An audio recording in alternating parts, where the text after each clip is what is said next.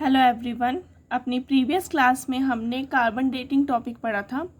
आज की क्लास में हम उसी कार्बन डेटिंग से रिलेटेड न्यूमेरिकल डिस्कस करेंगे कि किस टाइप के इसमें न्यूमेरिकल्स आते हैं। तो देखते हैं अपना पहला न्यूमेरिकल। हमारा फर्स्ट न्यूमेरिकल है, हमारे पास दिया हुआ है half life period of a radio active substance is 100 second. मुझे हाफ लाइफ पीरियड दिया हुआ है सब्सटेंस का 100 second. Calculate disintegration constant and average life. कल हमने डिसइंटीग्रेशन कांस्टेंट का फॉर्मूला डिस्कस किया था, उसी को यूज़ करेंगे। एवरेज लाइफ हम उसी की हेल्प से निकालते हैं, वो मैं अभी बताऊंगी कैसे निकालते हैं। How much time it will take to lose its activity by 90%। यानी इस क्वेश्चन में हमें एक चीज़ गिवन है, that is half life period. उसकी हेल्प से हमें डिसइंटीग्रेशन कांस्टेंट निकालना है एंड एवरेज लाइफ निकालनी है। एंड देन उन्हीं की हेल्प से हमें ये निकालना है कि कितना टाइम लगेगा उसकी 90% एक्टिविटी को लॉस करने में। ओके, अब अपना क्वेश्चन स्टार्ट करते हैं। हमें गिवन है हाफ लाइफ पीरियड। सबसे पहले वो लिख लो कि जो जो चीज़ें हमें यहाँ पर गिवन है।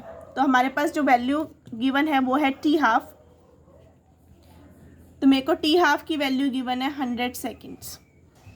ये आ गया मेरा टी हाफ।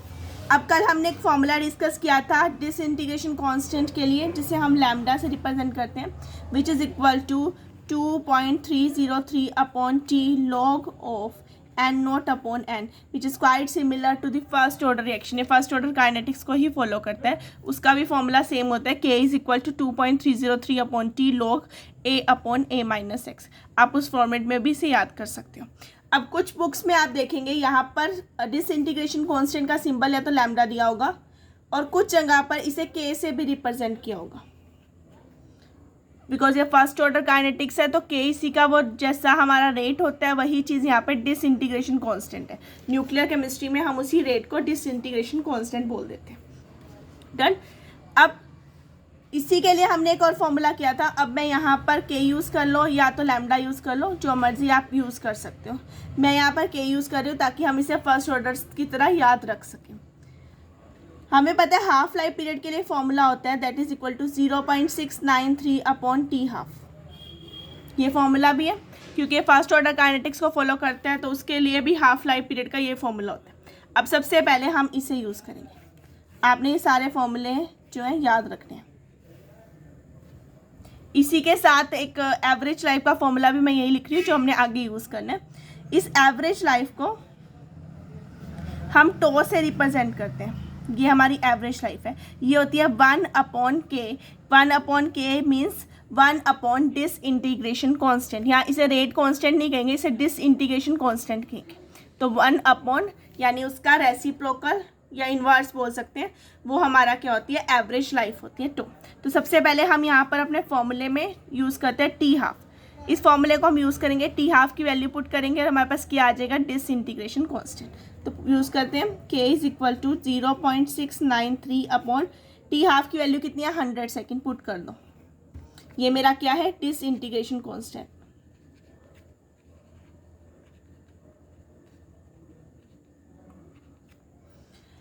सॉल्व कर लेंगे इसे। ये तो सिंपल सा है, 0.00693 सेकेंड।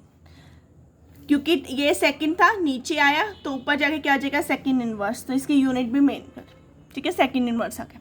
तो पहली चीज़ हमने निकाले डिसइंटीग्रेशन कांस्टेंट। अब अगला हमें क्या बोला हुआ है, एवरेज लाइफ निकालने को। तो एवरेज लाइफ निकालते हैं। एवरेज लाइफ यानी कि tau which is equal to 1 upon k. 1 upon k की वैल्यू यहाँ पे पुट कर देंगे 0.00693। डन। अब इसे सॉल्व कर लेते हैं कि हमारे पास क्या वैल्यू आई है। 1 अपॉन 0.00693 मेरे पास आया 144.3। तो ये वैल्यू मेरे पास आ गया 144.3। अब यहाँ पे इसके यूनिट थे सेकेंड इनवर्स, फिर से ऊपर जाकर ये क्या हो जाएंगे, सेकेंड। ठीक है, तो ये मेरे पास आ गई एवरेज लाइफ। ठीक है, ये मेरा के आ गया था और ये मेरे एवरेज लाइफ आ गई। दो चीज़ें हम निकाल चुके हैं। अब चलते हैं अपने क्वेश्चन की थर्ड पार्ट पे। इसमें हमें बोला है how much time will it take to lose its activity by 90%। अब कितना टाइम लगेगा इसको अपनी एक्टिविटी को 90% लॉस करने में।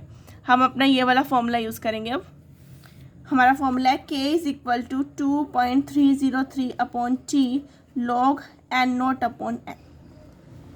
अब एन नोट है हमारी इनिशियल वैल्यू, कितनी इनिशियली होनी चाहिए वो चीज़ जो इनिशियल में अमाउंट आपको दिया होगा।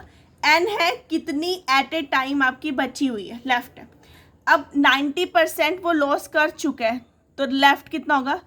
तो हमेशा इसके लिए आप क्या करेंगे, जो एन नोट है उसे आप 100 कंसीडर कर लेंगे। ठीक है, लेट हमने अज्यूम कर लिया ये हमारा क्या 100 है, 100% था। 100 में से अब 90 लॉस हो चुका है तो एन कितना बचा, 90 जा चुका है तो बचा हुआ पार्ट कितना है 100 minus 90 that is equal to 10।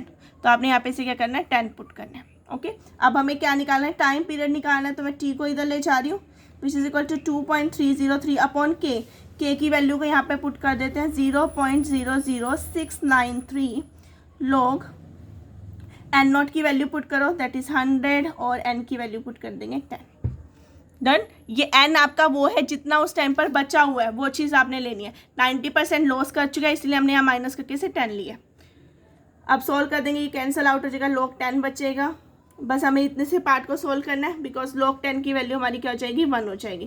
तो मैं से लिख रही हूँ t is equal to 2.303 upon 0.00693 log 10। log 10 1 आ गया हमारे पास। अब जस्ट इस पार्ट को सोल्व कर लेते हैं। 2.303 डिवाइडेड बाय 0.00693 तो ये मेरे पास आ गया 332.3 सेकेंड्स। तो ये मेरी किसकी वैल्यू आ गई, ये मेरी वैल्यू आ गई टी, यानी कि टाइम पीरियड। कितना टाइम पीरियड, जिस टाइम तक 90% एक्टिविटी लॉस हो चुकी है। दूसरी लैंग्वेज में आपको यहाँ पे दे सकता था कि 10% लेफ्ट है तब निकालो, या कह दिया 90% लॉस हो चुकी है तब निकालो। तो दोनों के लिए सेम ही चीज़ आएगी।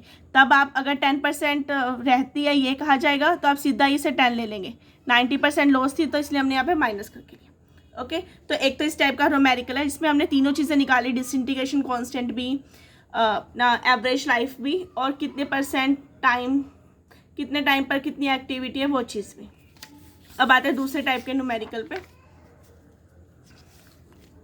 अब हमारी सेकंड क्वेश्चन की स्टेटमेंट है, a piece of wood shows C14 activity which is 60% of the activity found in fresh would.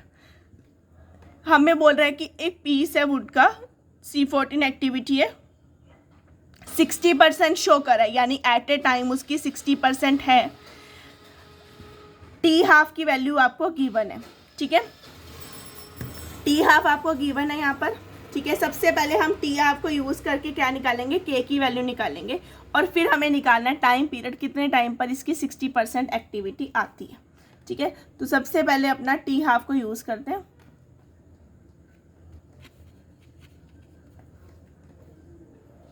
अब टी हाफ को यूज़ कर रहे हैं हम, यहाँ पे अपना फॉर्मूला लेंगे, t half is equal to 0.693 upon k. T half की वैल्यू मेरे पास है ऑलरेडी तो मुझे यहाँ से के मिल जाएगा, तो k is equal to 0.693 upon t half. Put कर देंगे टी हाफ की वैल्यू 0.693 अपॉन 5770। डन, आपके पास ये वैल्यू है। आपकी मर्जी, आप इसे यहाँ पर सॉल्व कर लो, और अगर नहीं सॉल्व करना तो आप, क्योंकि हमें इस यहाँ से टी की वैल्यू निकालना है, उसमें भी 2.303 आएगा, तो आप वहाँ पे भी इसे कैंसिल आउट कर सकते हैं। अप टू यू, आप चाहे यहाँ पर सॉल्व कर लो चाहे इसे बाद में सॉल्व कर लेना। अब 60% एक्टिविटी की बात करते हैं, तो के आ गया।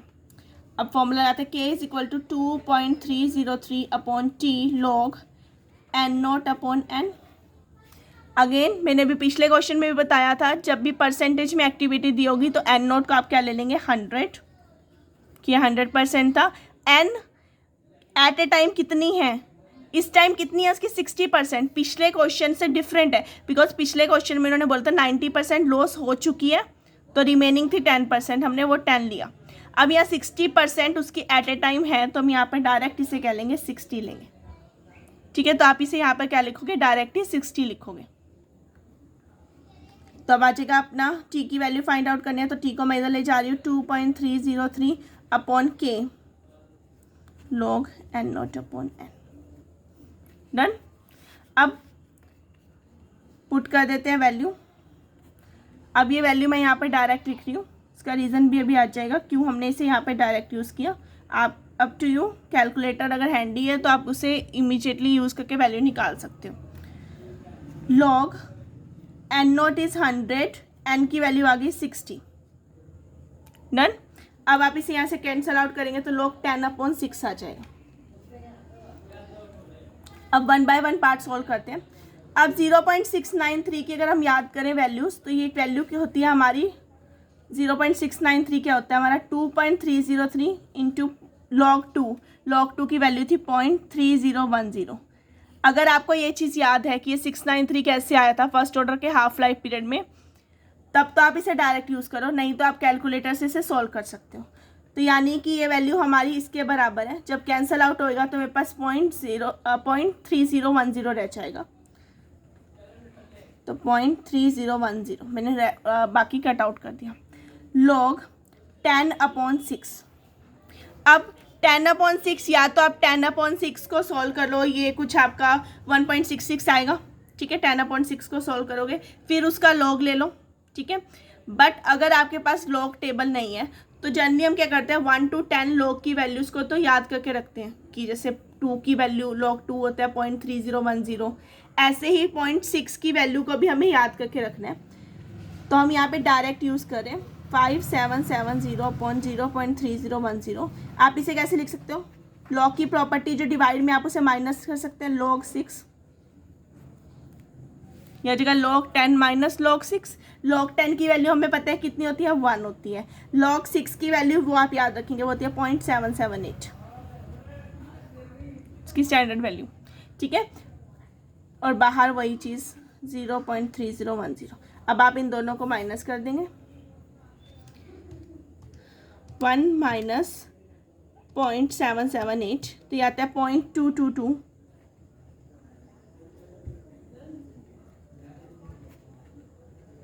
अब जस्ट हम इन्हें सॉल्व कर लेंगे, ठीक है। अब इन्हें मल्टीप्लाई करके सॉल्व करियो 5770 इंटू 0.222 डिवाइडेड बाय 0.3010।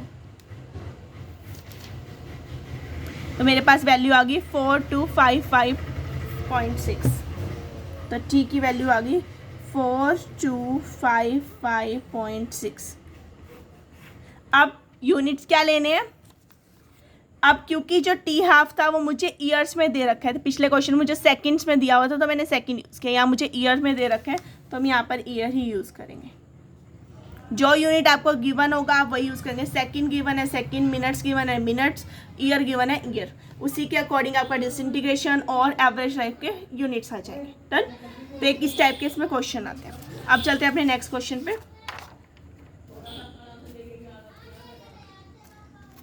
अब मेरे पास एक एग्जाम का प्रीवियस ईयर का पेपर है, उसमें कुछ इसी रिलेटेड क्वेश्चन था, हम वो देखते हैं। क्वेश्चन है in how many years 80 milligram sample of 6C14, मतलब वही आइसोटॉप दिया हुआ है मुझे, हाफ लाइफ पीरियड गिवन है इसका, will be reduce to 20 mg। वो कितने टाइम में 20 mg तक रिड्यूस हो जाएगा, ठीक है। यानी इनिशियल अमाउंट मुझे दिया हुआ है 80 mg और एट ए टाइम उसका पूछा गया है 20 mg का, ठीक है। टी हाफ की वैल्यू मुझे गिवन है, तो मुझे क्वेश्चन में जो जो वैल्यू गिवन है मैं वो लिख लेती हूँ। मुझे टी हाफ की वैल्यू गिवन है दैट इज़ 5760 ईयर्स। मुझे इनिशियल अमाउंट यानी एन नॉट गिवन है दैट इज़ 80 मिलीग्राम। दूसरा अमाउंट जो एन की वैल्यू है वो भी मुझे गिवन है दैट इज़ 20।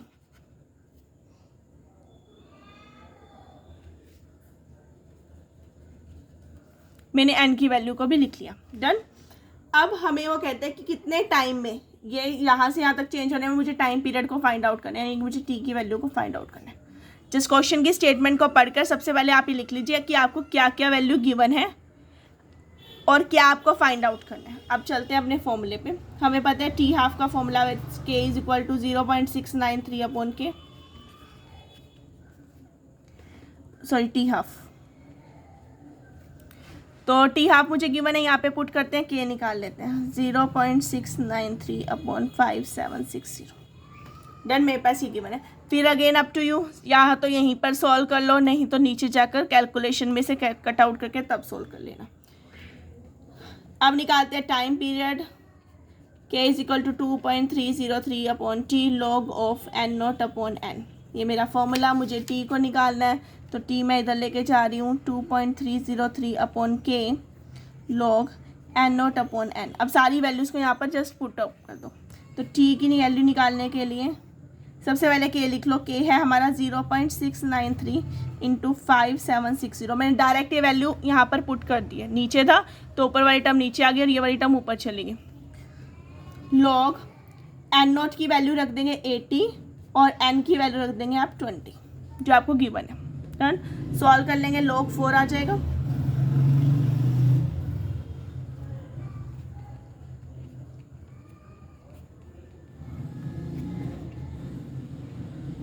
ये आ गया मेरे पास। अब क्योंकि कॉम्पिटिटिव एग्जाम्स हम देते हैं तो हमारे को साइंटिफिक कैलकुलेटर अलाउड नहीं होता, तो हम log की डायरेक्ट वैल्यू तो नहीं निकाल सकते, बट log 4 की वैल्यू आप याद भी कर सकते हैं। और इन केस आपको याद नहीं है तब आप क्या करेंगे, इस log 4 को मैं log 4 मीन्स 2 का स्क्वायर, ठीक है। और अगर मैं इसको log कर दूँ, log 4 is equal to log 2 raise to power 2, तो जब पावर होती है तो पावर बाहर आ जाती है, क्या आ जाएगा 2 log 2 के बराबर, ठीक है। तो मैं log 4 को 2 log 2 लिख सकती हूँ, तो हम यहाँ पर इसे लिख देंगे 2 log 2, 2 log 2। डन। पावर थी, पावर को हमने बाहर ले लिया, log 2 आ गया। अब log 2 की वैल्यू भी याद नहीं है तो क्या करेंगे, तो ये 693 तो याद होगा, हाफ लाइफ पीरियड बहुत बार निकालते हैं, तो इसी को सॉल्व कर लेते हैं। ये हमारा 693 कैसे बनता था, 2.303 इंटू 0.3010।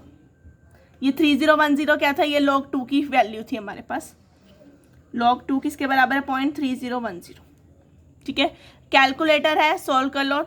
log 2 की वैल्यू 0.3010, यही log 2 है, कैंसिल आउट हो सकता है, नहीं तो आप इसे ऐसे भी लिख लो, 303 2.303 5760 इंटू 2 log 2 अपॉन ये भी log 2 ही है, चाहे तो इसे log 2 लिख लो या log 2 की वैल्यू को 0.3010 लिख लो, अप टू यू। अब कैंसिल आउट हो रहा है, log 2 कैंसिल आउट हो रहा है, 2.303 कैंसिल आउट हो रहा है, जस्ट ये दोनों बचे। इसे आप अपने नॉर्मल कैलकुलेटर से इजीली सॉल्व कर सकते हो। तो t is equal to multiply कर देंगे हम, तो है 5760 इंटू 2, तो ये आ गया मेरे पास 11520। मेरे पास इसका आंसर आ गया 11520, ठीक है। अब क्योंकि ये हमें t हाफ ईयर्स में दे रखा था तो ये आंसर भी मेरा किस में आ गया, ईयर्स में आ गया, ठीक है। यही हमारा इसका आंसर है 11520। क्लियर। तो इस तरह के इसमें न्यूमेरिकल आते हैं जो हमें कार्बन डेटिंग के या कह लो C14 आइसोटॉप के जो न्यूमेरिकल हैं, किसी की भी बॉडी की एज फाइंड आउट करने के लिए, जिसमें आप एवरेज लाइफ भी निकाल सकते हो, डिसइंटीग्रेशन कांस्टेंट भी निकाल सकते हो, कितने टाइम में वो बॉडी में कितना पार्ट डीके हो चुका है। सपोज आपको टाइम गिवन होता है, यहाँ पे के गिवन होता, आपको एन पूछ लेते तो आप उसे एन को निकाल सकते थे। न्यूमेरिकल क्वाइट सिमिलर है जैसे हम अपने फर्स्ट ऑर्डर में करते हैं, जैसे फर्स्ट ऑर्डर में rate, half life period, time period या एक्स की वैल्यू कुछ भी निकालने को आ सकता है, सिमिलर इस क्वेश्चन पे आ सकते हैं। ओके, आई होप कि आपको क्लियर हो जाएंगे, ठीक है। तो यहाँ पर हम अपना न्यूक्लियर केमिस्ट्री का ये कार्बन डेटिंग वाले टॉपिक है, इसे फिनिश करते हैं। Okay, thank you everyone.